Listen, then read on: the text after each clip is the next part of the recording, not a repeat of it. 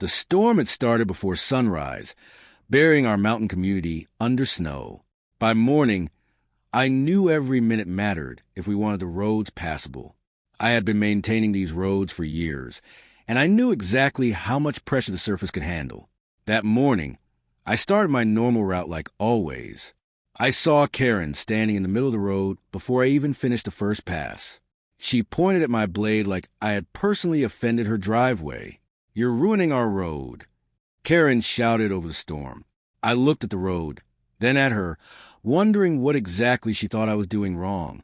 Karen claimed the plow blade was damaging the pavement underneath the snow. I explained that the blade was adjusted specifically to avoid doing that. Instead of arguing, I checked the blade right there in front of her. Everything was properly adjusted, and there was no damage to the equipment.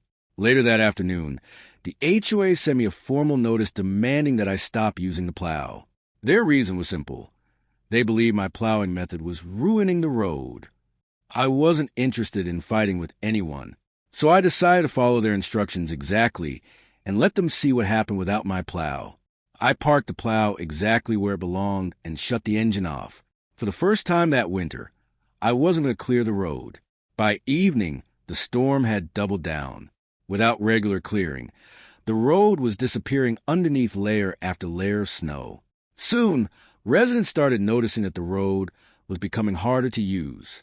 Cars moved slowly, and nobody wanted to risk getting stuck. Karen watched from her window as another wave of snow covered the road. The same road she had insisted I stop plowing was now becoming nearly impassable. Overnight, the snow kept piling up. The road wasn't damaged. It was simply disappearing under winter itself.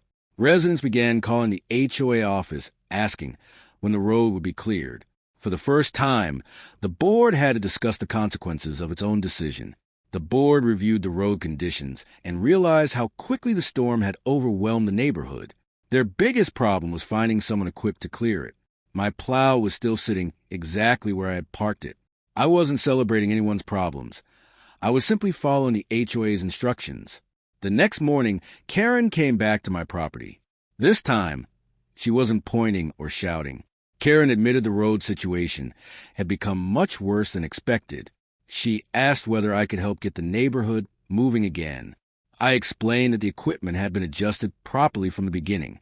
The road needed regular snow removal, especially during a storm this large.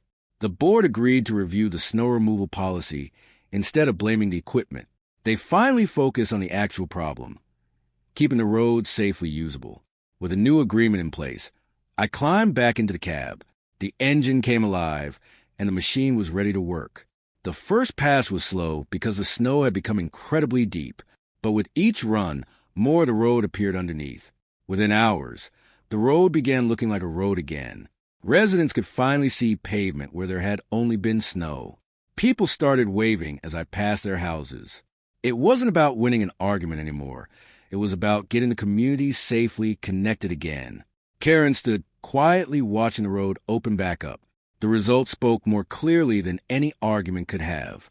At the next meeting, the HOA rewrote its winter maintenance guidelines. This time, practical experience and road safety were at the center of the discussion. Karen eventually admitted that the original complaint had been based on an assumption. We shook hands, and the argument was finally behind us. A few days later, the storm finally moved out.